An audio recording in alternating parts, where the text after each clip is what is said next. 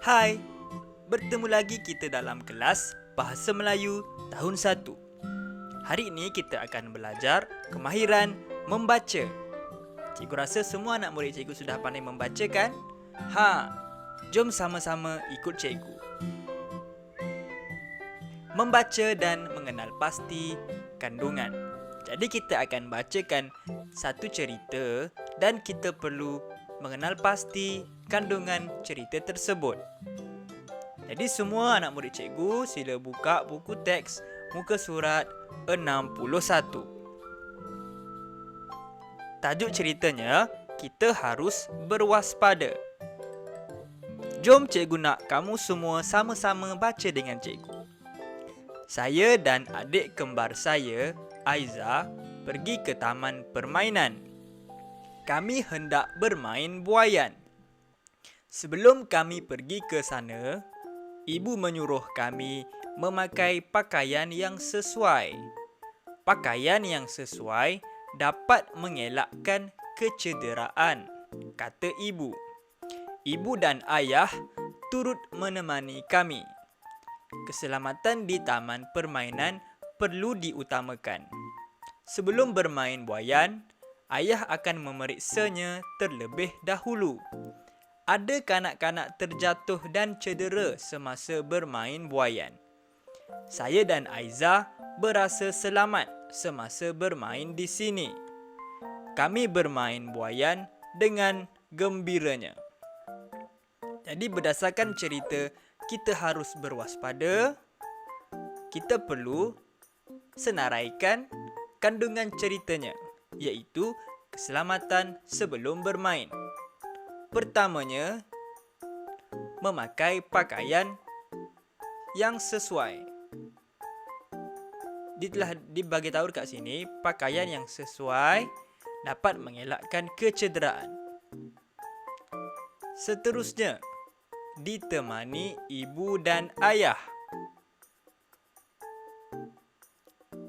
Ibu dan ayah turut menemani kami. Dia dah bagi tahu dah. Seterusnya yang ketiga, memeriksa buaian terlebih dahulu. Ini adalah ringkasan kandungan cerita. Kita harus berwaspada. Okey. Jadi untuk tugasan pertama kamu, cikgu nak kamu hantarkan video bacaan cerita ini kepada cikgu di Google Classroom. Seterusnya, jom kita buat aktiviti dalam buku aktiviti pada muka surat 64.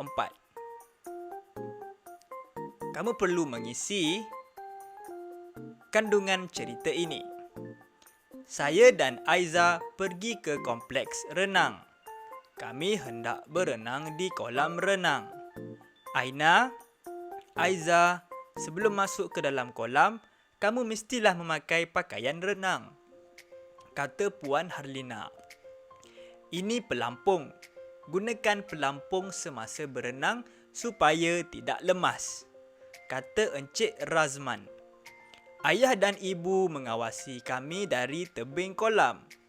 Kami berasa selamat berenang di sini. Selepas berenang di kolam, ayah menyuruh kami mandi di bilik air pula. Kemudian, kami menukar pakaian.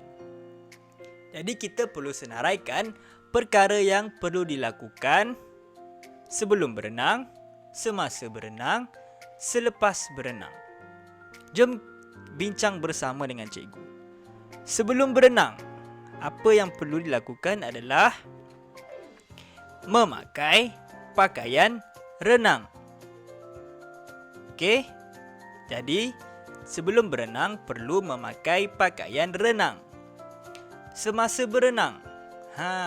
Semasa berenang menggunakan pelampung. Jadi awak tulis semasa berenang menggunakan pelampung. Selepas berenang. Selepas berenang, kena buat apa? Kena buat mandi di bilik air. Selepas berenang, mandi di bilik air dan menukar pakaian. Jadi selepas berenang, mandi di bilik air dan menukar pakaian. Okey, itu saja kelas kita pada hari ini.